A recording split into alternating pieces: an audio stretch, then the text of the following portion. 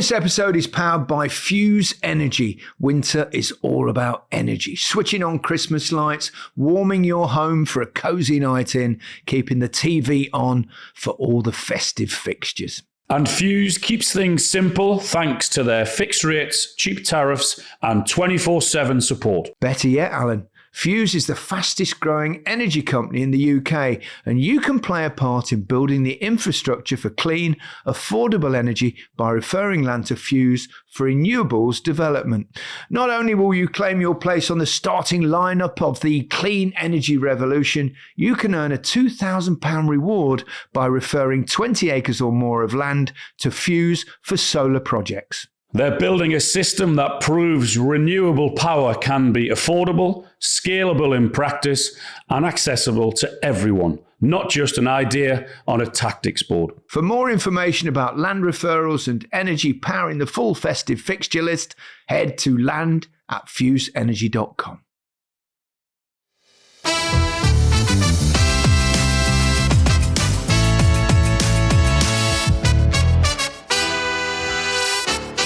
And welcome to The Rest is Football with Alan Shearer, Micah Richards and me, Gary Lineker. Before we get into today's episode, we have a brand new show starting on Wednesday called Premier League Greats, The Moments That Made Them. These episodes will be released every Wednesday from now until the end of the season, and in each one we'll be focusing on one legend from the Premier League era. Within each episode, we'll be picking 5 specific matches from their careers that were their defining moments to discuss. We'll look at why each one was so significant for them and no doubt tell a few of our own stories about the times we've spent with them. The great news is that if you're watching the show on Spotify or YouTube, you'll also be able to see all of these iconic moments as we're talking through them. If you're listening, that's no problem. You'll still get the episode just as you usually do. We'll be starting on Wednesday with the great Thierry Henry. And that's when we went up to York to do it, when we all went from London. Yorkshire, yes. Yorkshire. Fantastic. Not a bad player to start with, is it? Thierry Henry. I can guess who's going to be last. How was your day, Mikey? You were at the City game. Yes, I was at the City. And I must say, Alan, your analysis on Match of the Day, I was tucked up. I stayed in a hotel in Manchester. I thought, go on, Alan, what you got for us? And your movements, your explanations were fantastic. I took inspiration for today's show. Love it. But yes, I was at the Etihad today, Man City versus Chelsea. Quite an intriguing game, actually. I really enjoyed it. Obviously, the headlines from them, no Maresca, and then a new manager. How was he going to fare? But in terms of the game, Man City dominated first half. Chelsea coming into second half. Man City will be ruining their missed opportunities. I mean, Haaland, Foden, Shirky, all them on the pitch. You're expecting a little bit more, but the fight from Chelsea to come back into it, get the point, thoroughly deserved it in the end. I thought the same, actually. I thought the way he changed it at half-time, went into more of a back three. I thought that suited Chelsea and they came into it a lot more, and I thought they were well worthy of their point. I thought they were a better team second half. I thought Man City were the better team first half, but I thought a point was a fair result in the end, don't you? I thought so as well. Yeah, watching the game there, I thought that, pretty accurate. I thought City were fairly dominant in the first half. I expected them to kick on from there, and they didn't create too much. Chelsea came back in it really well, I thought he made some good changes, Callum McFarlane, and got a point that they probably deserved at the end. It would be a bit of a sickener for City, particularly having lost points at Sunderland as well. So they've, with Arsenal winning as well. So, that's a significant gap now, 6 points. Particularly when you look at a side like Arsenal, you can't, they're so solid, aren't they? I know they conceded a couple in the game yesterday, but overall they look fairly solid. They've found a winning formula. And as we said, going into the new year, what a position to be in. You look at pivotal moments within the season. I don't think today what was it. I think there's enough time for Man City to get back in the race. I said on the last podcast it's going to be up and down, up and down. Yes, I agree with the Arsenal result. To go to Bournemouth is a tough place to go, but the way they managed to get over the line was good. But Man City are creating chances, just not taking them. I think Haaland not scoring in 3, sort of huffed and puffed against Sunderland, didn't they? I think the XG was just under 3 goals in that game. And then today, Haaland hits a post. Foden normally sticks one of those away. And allow Chelsea to get back in it tactically. Totally agree with you, Gaz, there, in the way that Esteval in that first half, he was almost playing like a wing-back, wasn't he? And then they bring on midfielder Santo, and then they bring on Hato at left-back as well. Yeah. Shore them up a little bit, move Cole Palmer more into central positions where he could affect the game more. But I think the big turning point in the game was Liam Delap. I thought his runs in behind, especially seeing it high up at the stadium, it just pushed Man City a little bit back. And then Man City didn't really know what to do with that, and then allowed Cole Palmer to play like I mentioned, and then they got a little bit of confidence. But McFarland, it was one of those where he's obviously been at Man City, for those who don't know. He's doing the Chelsea 21s. And at half-time, my sort of thoughts he would just see it out and play for a counter-attack. But he wanted to win the game, and he could have got embarrassed, at the Etihad if Haaland would have scored a goal. But it was the conviction he showed to say, no, we're going to have a go here. And I think that says a lot about him as a manager and Chelsea as a squad, that they're going to have a right go no matter who the manager is, which it looks like Liam received. He's getting an interview tomorrow, I think, isn't he? I wonder if it was him that did it, or did the owners come down at half-time and make the changes? But by all accounts, he's got the job. And I spoke to some Chelsea representation earlier on before I actually went on air, and they said they should be announcing within the next 24, 48 hours on a manager. Obviously, they know he's front runner in that.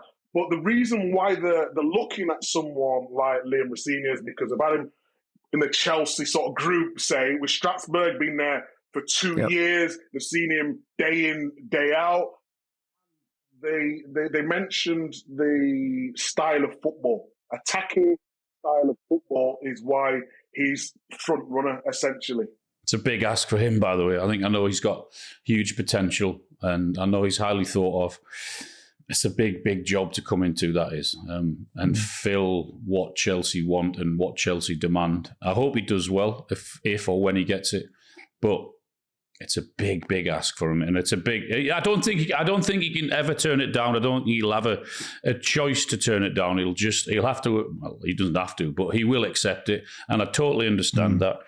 But managing is hard enough. Managing Chelsea for an experienced manager is hard, let alone for a guy that's been at Strasbourg, Hull, and Derby, is it? Yeah, interim at Derby. But when you say what do you think the expectations are going to be at Chelsea? Win trophies and get into the Champions League. Okay, Champions League, but what trophies are you talking about? Maresca had 2. He had the Conference League and the World Club Championship, and he's got them almost in the top 4, there or thereabouts.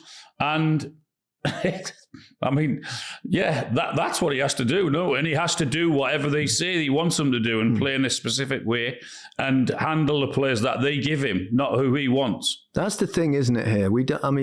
It does seem like there's a kind of big degree of interference coming from people outside the dressing room, the hierarchy, whoever it is, judging by what happened with Maresca, judging by his statements. And it's hard to envisage that being any different under anyone else. Having said that, he has worked for the group at Strasbourg. So whether they're as on your case there as they are at Chelsea, I don't know. But it's a difficult job for anyone. But it is, obviously, it's a huge job. And it's a challenge that I'm sure he'll be desperately keen to take on, and wish him well. But he will know also that it's a very, very tough place to be a coach, although you have at least got an abundance of talent to work with.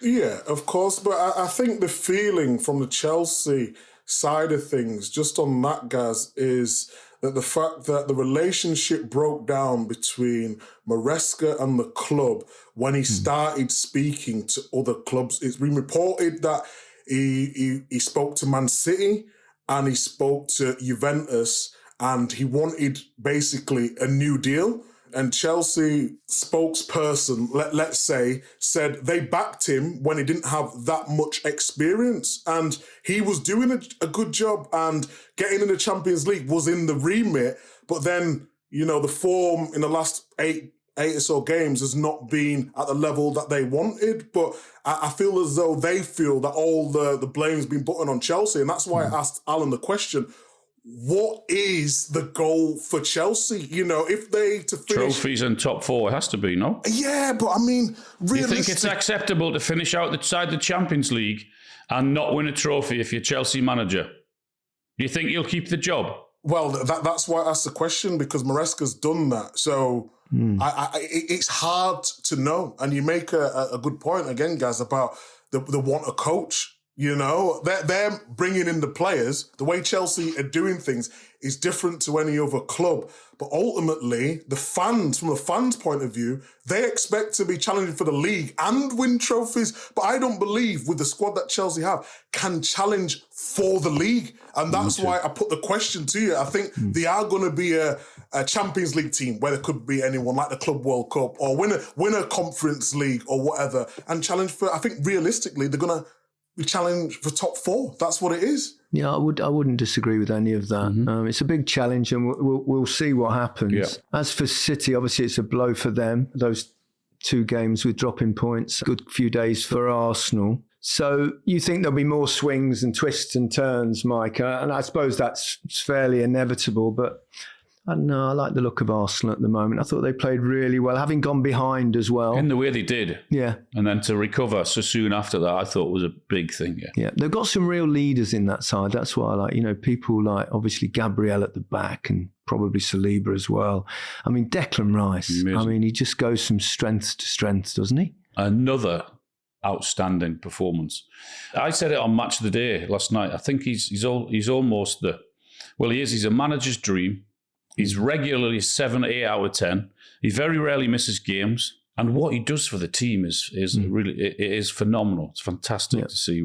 He's an amazing player. You know what? You have to give a little bit of credit to Odegaard as well. Yeah. Keeping Eze on the bench since he's come into the team. He's played really well. But going back to Gaz's point on Gabriel, when he made that blunder and mistake, obviously I had him in my fantasy football. I said on the next corner, he's definitely going to score. And I mentioned him on the last pod about being good in both boxes. He's just a colossal of a man. And it's not just that, it's the mindset. Because you know how many times we play with teams, once you make a mistake, you sort of play within yourself. He was like, okay, I'll own that mistake. I'll go get a goal. Right place, right time. And in terms of Arsenal, they will keep fighting on. It's amazing, isn't it? We said they definitely need a striker and they pay a fortune for a striker and he's hardly scored any goals. Yes, however, though, Al, he does make a difference in terms of stretching the opposition. He does, yeah. Yeah, he does like to get behind, which gives them more space in midfield for the likes of Rice and Odegaard. And Marino as well when he plays. And the thing about them at the moment as well is that he can afford to rest, he gives Saka a little break, a little rest, so nurtures him a little bit, and he's got, Noddy Madueke to come in. So, they've got real quality. You talk about Eze's on the bench now, and he was flying at one point not long ago. So I think that squad is so strong. They even coped, didn't they, without Gabriel and Saliba for.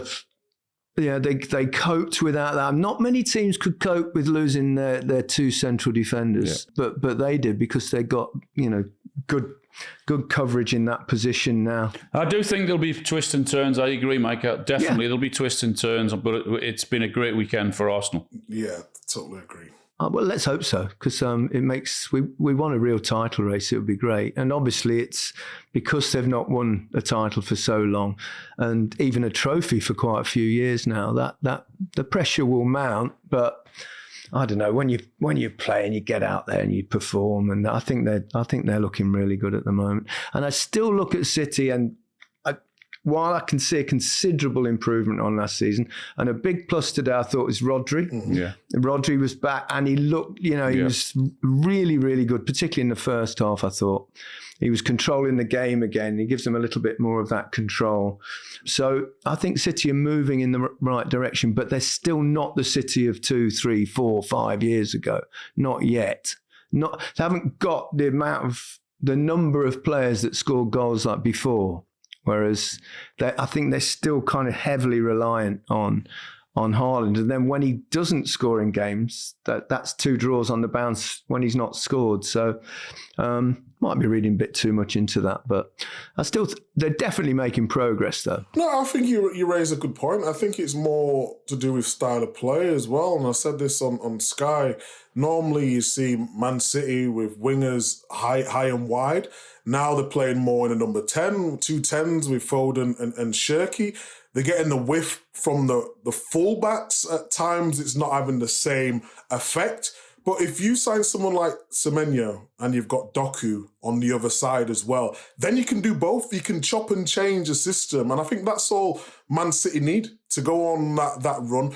They're still going to be vulnerable on the counter-attack. That, and every team will be, because the way Man City play in terms of they're always nice and high, and we've got to applaud them for wanting to be high and playing football in opposition half. That's a good thing, but you are going to be liable, like we've seen today, when Gusto goes round Nico O'Reilly.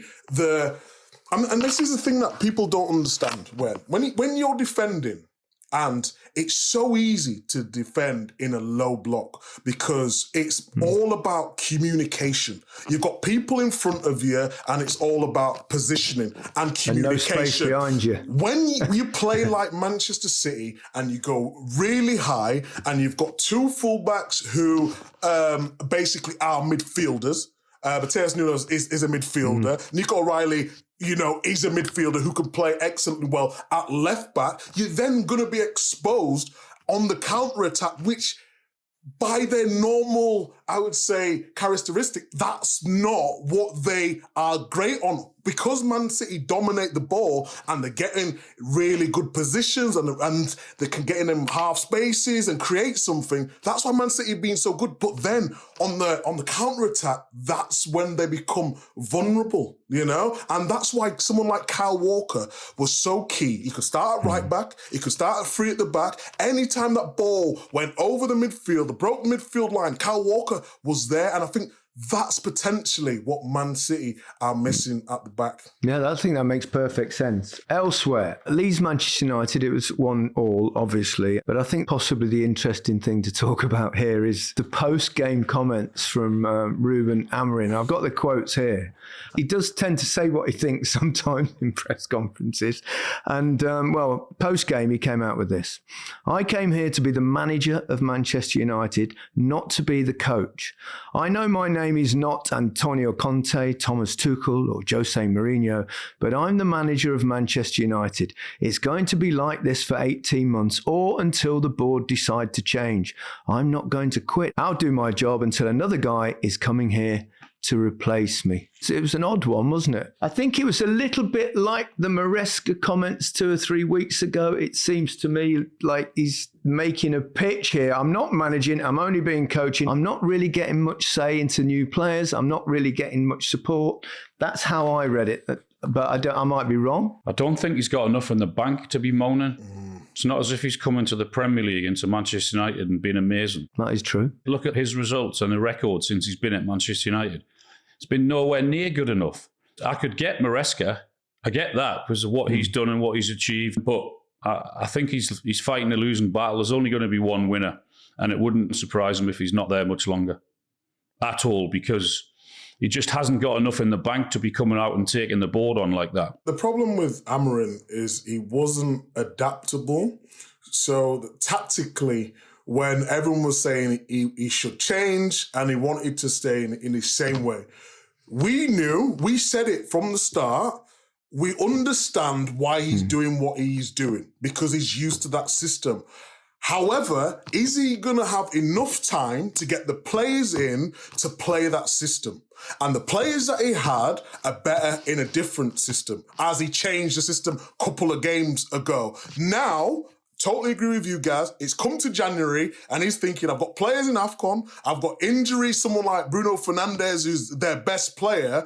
I need help. He's got frustrated and the board are probably not backed him. So he's threw his toys out the pram. That's what it is. But like Alan says, if you want X amount of money in January, then we've got to see evidence of when you spend the money, this is what you're going to do with it. And at the moment, it's not worked out. He brought in Cunha. Cunha's a good player. And Buemo's one of the better players. It's not really happened for Sesko at the moment. But he needs additions in midfield. When you've got Agate and Casemiro, he's thinking, well, I need more than that. He doesn't obviously trust Mainu, as we've seen the weeks unfold recently. So now he's basically threw his toys out the pan. I'm only guessing here, and I haven't got a clue.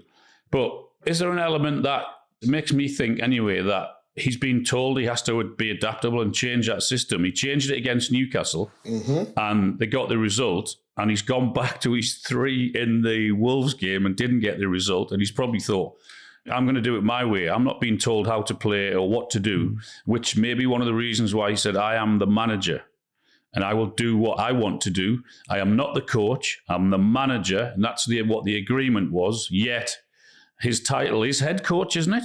Your head coach, yeah. Yeah. Maybe I'm reading into things because up until the Newcastle game, he was adamant in every single interview he is not changing system.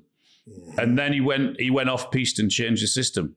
But then the next game went straight back to his own and he's probably thought, well, I'm not getting any players in January, so what's the point? And I think that's maybe what his rant is today.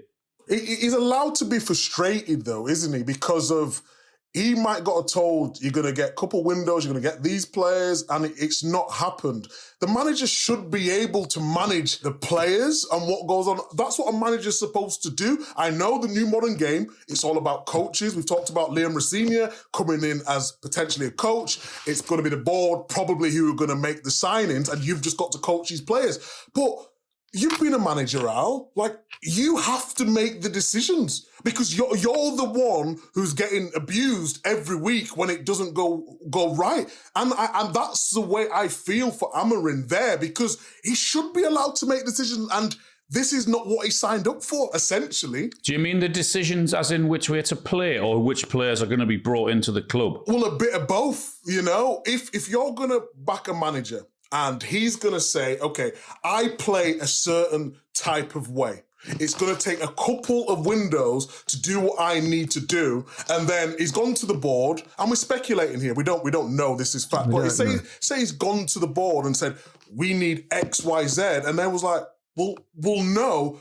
Then how is he supposed to get out what he wants? And we know he's not the most adaptable manager. So then where do they go from here?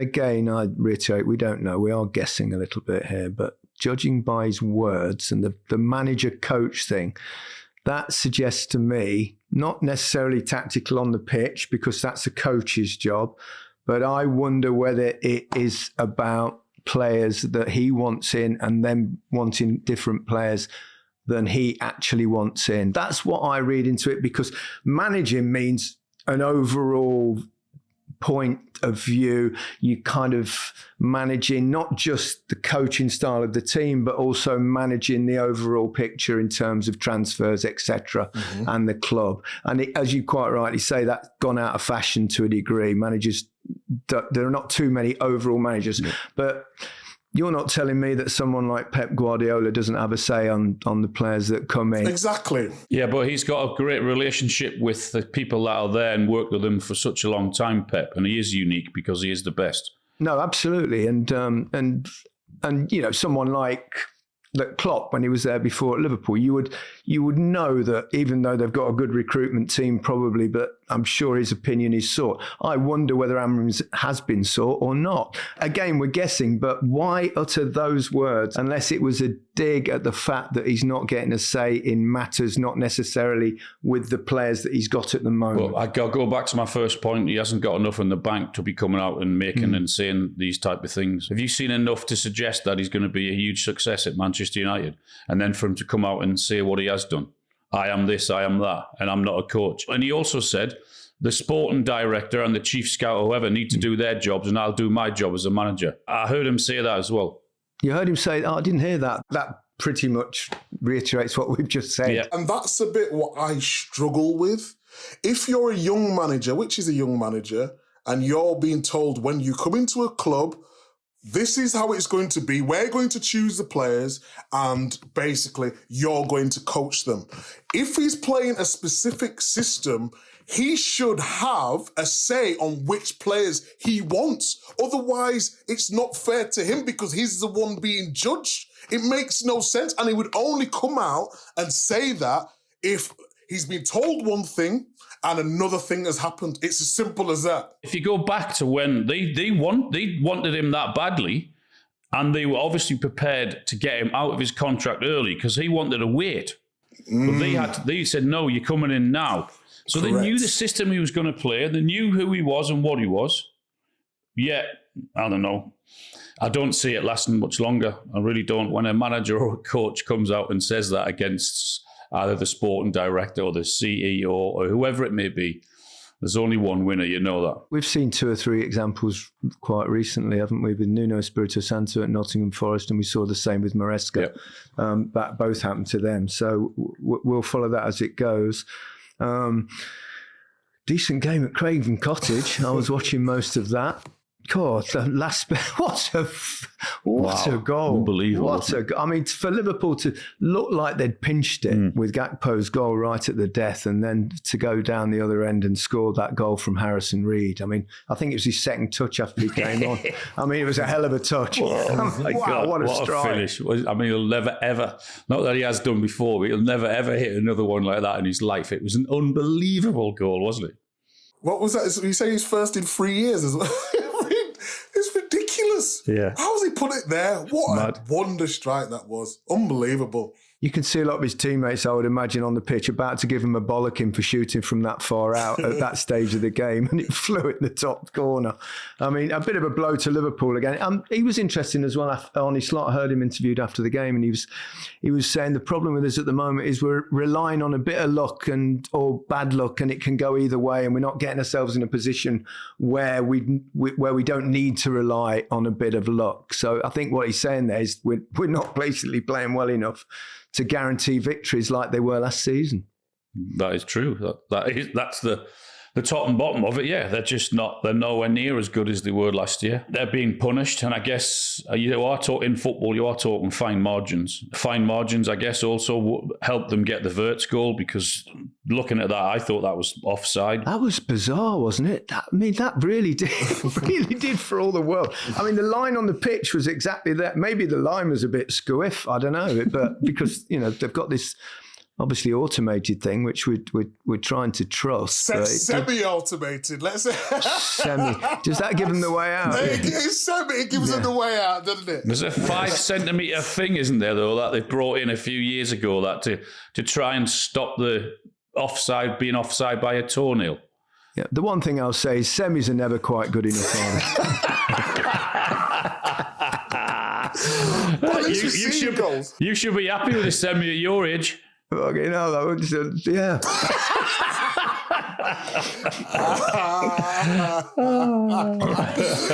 At least we're seeing goals, though, rather than being chalked off. Because you don't want to see goals taken away from that, as long as they do that every single week.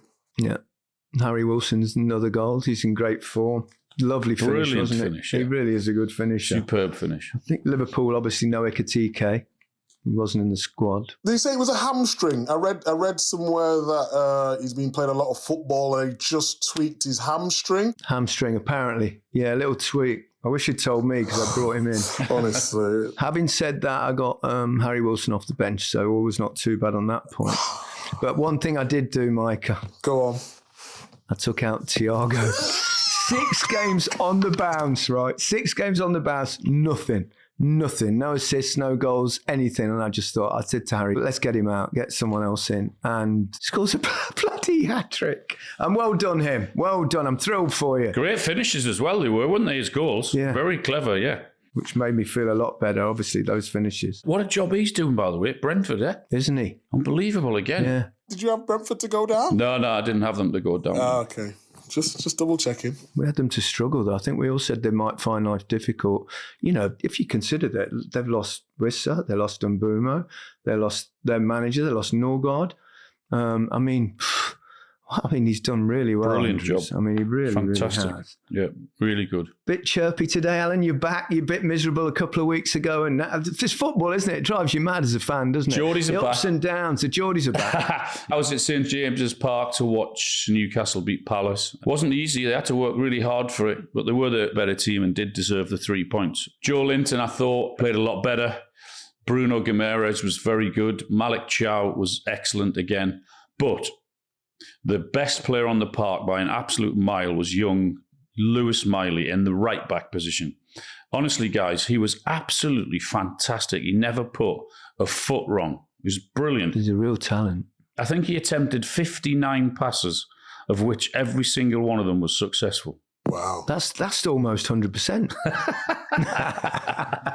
Yeah, so he was bloody brilliant. And Newcastle, a win and a clean sheet, and Leeds at home on Wednesday. Marching all together. I can't wait for that game. I love you, Jordies. You know that. But when Leeds are in town, I can't wait. Oh, Calvert Lewis going to have you trembling in your boots, Alan. Let's see. We'll see. Be a good battle, by the way, because Newcastle looked a bit more solid against Malik Chow, who has been a really good buy for Newcastle. He's had a really good season. Even when Newcastle weren't playing well, he was one of the better players. So that'll be a good battle, those two. So Newcastle back? Sorry, before we move on, guys. Not back to the dizzy heights as yet, but 2-0 clean sheet, something to build on. He's so full of nonsense, this guy. Something to build on. He basically said Dizzy before we started heights. about Newcastle are back. We're back to winning ways. We're keeping clean sheets. I asked him on the pod, and he's like, and 3 weeks ago, they don't run enough. There's no conviction. Voltemada can't play. We need Visser. There's no space. Ridiculous. You're so emotional. Reactionary is a word I will use for you, Mr. Alan Shearer. I quite like it, though, you know. He's on the 16th now. And The ups and downs of football. And you still got that enthusiasm and that. It's funny, I think it gets worse as a football fan. You would think, we're grown adults, you would think that it wouldn't affect you as much as it does. But bloody hell, when your team play badly and it really can ruin a weekend. And when your team plays well, it's like wonderful.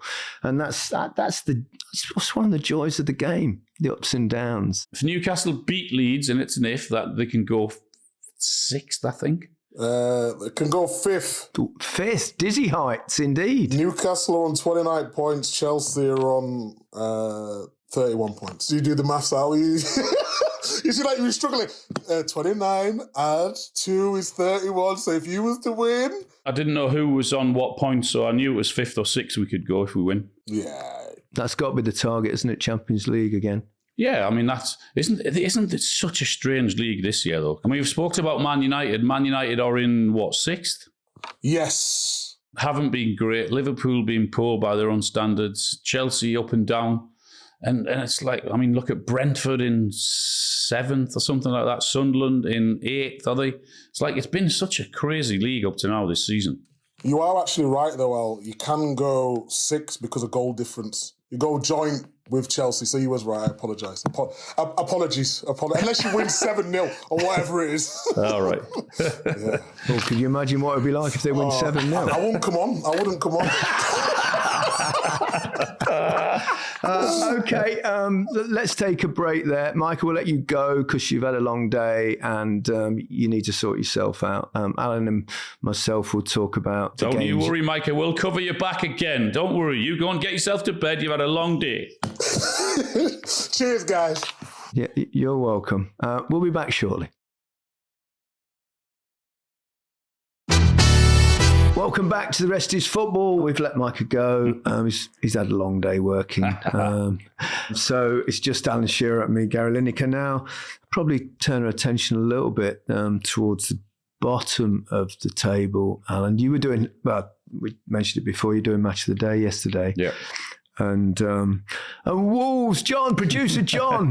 He had that winning feeling. Oh, goodness me. Yeah. It's been a long time coming, John. If the season started this year, would they be top on goal difference? I'm not sure.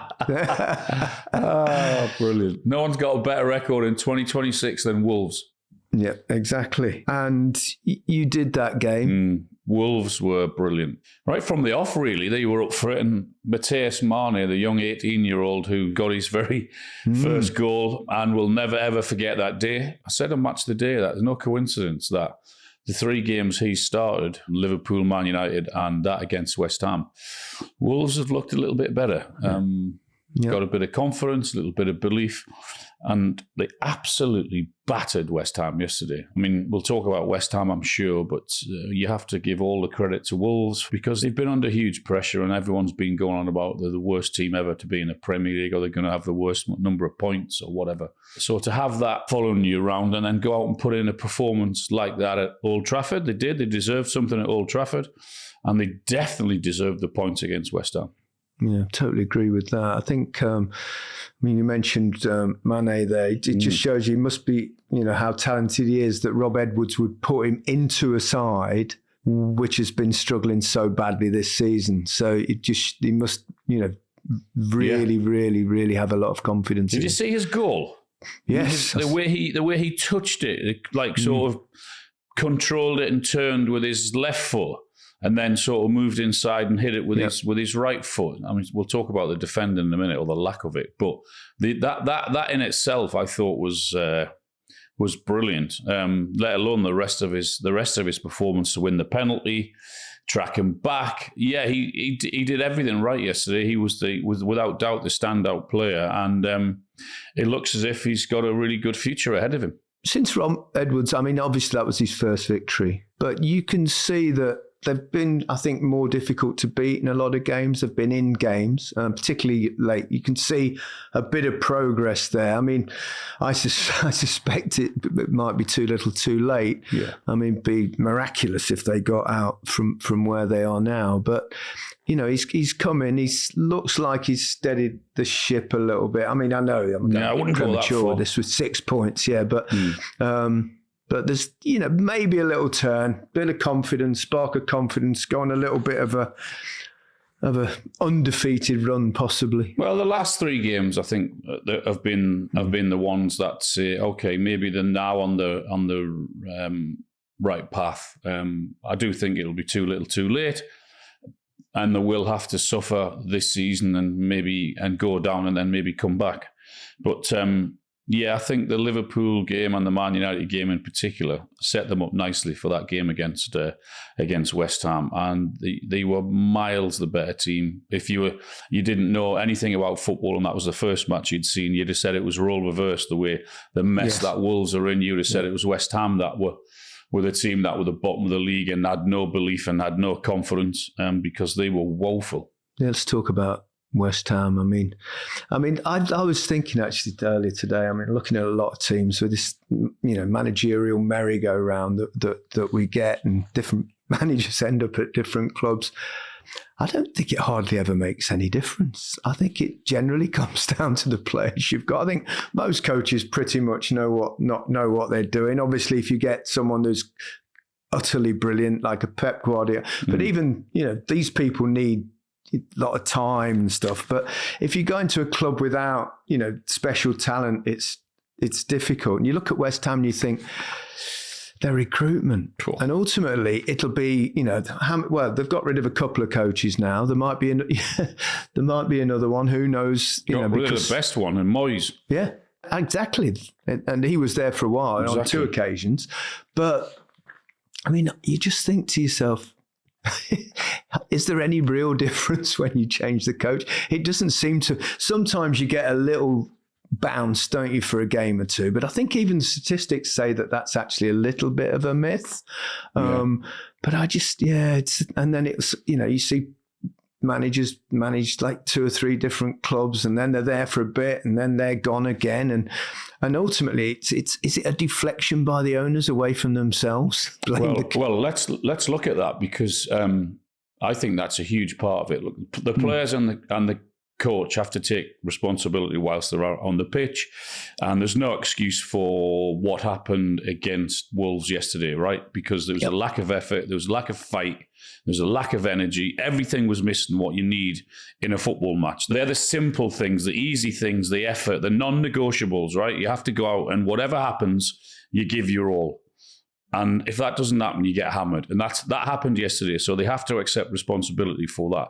But if you look at the bigger picture, and I've said this before, and the number of coaches they've had in there who can't get it right tells you it's not just what's happening on the pitch is what the problem is. Because look at the Rice money, look at the Kudos money, look at the money that they've spent and the recruitment of some of those players yesterday. I mean, I don't know. I go through that team, and I know there's 1 or 2 youngsters in there, Potts and Scarles, but other than Bowen, I look around and I think Paquetá's up and down. I know he wasn't playing, but they've got 1 or 2 injuries. But the recruitment for me is a massive problem, because the money that's been spent there, that hasn't been an issue. Is that spending the money? It's actually what they've spent it on. They're just not a good football team, and so much relies on Tuesday's game against Forest at West Ham, because if Forest beat them there, then they really are doomed, I think. Well, that is a big game. Takes us on to perhaps Forest as well, while we're talking about that area of the table, because Forest have been struggling as well, haven't they? Sean Dyche came in, they had a decent performance a couple of games ago, but I saw them at Fulham. I went to that game, they weren't very good. I saw them at Everton, I went to that game, and they really weren't very good in that game either. I mean, Villa are obviously a good side, and it's a tough place to go and play, but at the moment, they're 4 points above West Ham, outside of the relegation zone, but they'll be worried. I mean, the difference between this season and last season, incredible, isn't it? It's unbelievable. Yeah, I mean, Chris Wood was flying last season. They had a Langer. They were hitting teams on the break, of course, with his pace. I don't know. I look at Forest, and I think sometimes they are. I think they're better than what we're seeing. I think they've lost the last 4, and that's why I do think they may have enough to stay up and avoid relegation compared to West Ham. I think they've got better players overall, and I think ultimately it comes down to that. Yeah, whatever people think. Yeah, I think when you look at Anderson and Gibbs White and 1 or 2 others in that Forest team, my guess would be is that they'll get out of trouble, and maybe West Ham might not. But so much rides on that game on Tuesday night. Yeah, it really does. It's a massive fixture, isn't it? It really is. Villa are good at home. Villa are good anyway, wherever it's home or what. Wherever, They've got some really, really talented players, as we said. And I think, even their defeat at Arsenal, guys, when their first half, I thought they were decent and they could have played really well. The first 15, 20 minutes. Scored, maybe 1 or 2. But it was the second half performance from Arsenal that sort of blew them away. But for them to respond like they did, and with Camara and Tielemans in that midfield, no Onana, but McGinn, Rodgers, Watkins. Yeah, there's some really good players in there, and they're giving everyone a run for the money, Aston Villa. And they've got that depth now, haven't they, that in the squad, really, that perhaps wouldn't have had a couple of years ago. I mean, they need it because obviously they're playing European football as well. They're going on a few fronts. But, I mean, their home form now, what's that? They actually have the best win percentage in Europe's top 5 leagues with 82.1%, which is ahead of City, Atletico Madrid, Bayern and Barca. Brilliant. And the teams behind them. I mean, that is quite something. Very, very impressive, yeah. He's doing a great job. Everything, just the way they set up and their balance and the team, you can see everyone's really comfortable in what they're doing. and they're playing some really good football. I mean, Tielemans is a really talented player if you can get him on the ball as much as they did. I thought the balance yesterday looked really good, and they were impressive again. Even when Forest got that goal back, there was no real panic. They just went about their business, and then once McGinn got that second goal, God knows what the keeper was doing with Forest, but once he got that second goal to make it 3, then there was no way back for Forest. Yeah, John Victor had a rush of blood to the head. Interesting to talk about Tielemans there, because obviously he was at Leicester. I remember having a conversation with Brendan Rodgers, and he said to me, he's like my coach on the field. Right. He said he's got such an intelligence, and he's a leader, and can dictate the play.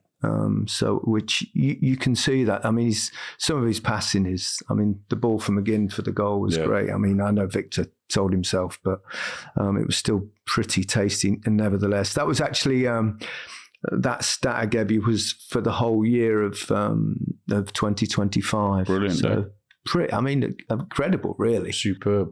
Really is impressive. Yeah, really good. Excellent. Still in contention. Yeah. No doubt if Arsenal should slip up at some point. Even if you look at City's result, as we spoke about earlier, then that'll give them confidence that they'll think, hey, why not? And, you're going to drop points. Obviously, they lost at Arsenal, which was, it's a big game. But prior to that, they won at Chelsea. And then they're back. So I think if you'd have gone like Chelsea away, Arsenal away, and then Forest, and you get 6 points, you'd have probably gone, well, actually pretty good. Yep. Because the festive period's tough, isn't it? Because you can easily, before you know it, you've lost 3 games on the bounce and you're out of things. But this month's tough as well, January, the number of games. I mean, this weekend, then you're back into midweek, and then you've got with the FA Cup, they'll probably rest a lot of their players, won't they? Yeah, they've got clubs doing that away, I think, in the FA Cup. So I think I'm doing that with the BBC core comms. I think that's who they've got on next Saturday, yeah.